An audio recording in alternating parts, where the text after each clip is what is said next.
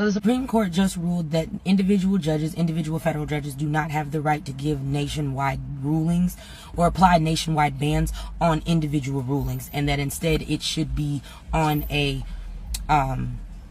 class action type status. So like with the birthright citizenship, the people that they find that are going to be affected by this law, they need to include them in a class action, and then you can ban it that way, but you can't put out a nationwide ban. I'm going to be real. This doesn't sound like a man who's giving up his seat in 2028. Now, why did this happen? Because Trump is going after the birthright citizenship. So in response, judges put in a nationwide ban on the ruling, saying that it was unconstitutional, and asked the Supreme Court for an emergency hearing. Usually the Supreme Court does not hear emergency cases because they run on daytime.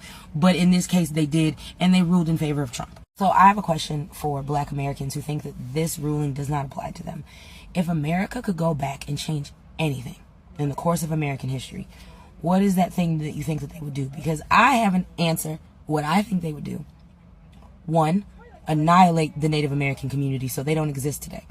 Because colonization works much better if you destroy the native indigenous people of the land, because then you can always pretend that you are on the land. And two, they would never give y'all rights. They would never give y'all citizenship. They would write the law in such a way to make sure that you specifically would not have access to citizenship. Because if you have access to citizenship, that means you have access to respect, access to dignity, access for them to treat you like a human, and they would never do that, so they could continue to subjugate you. They may have let you one free, meaning they don't necessarily own you, but definitely would have still kept a lot of the black codes, the whole sharecropping thing. Things would have been structured very much differently, that even though you're free, you're really not fucking free. So I ask you, when Trump is coming after this law, do you really think that you will be safe? Do you think it will just be Latino people who will be sent away? Or do you think it will be just Latino people who will be stripped away of their citizenship? Do you really want to run that bet?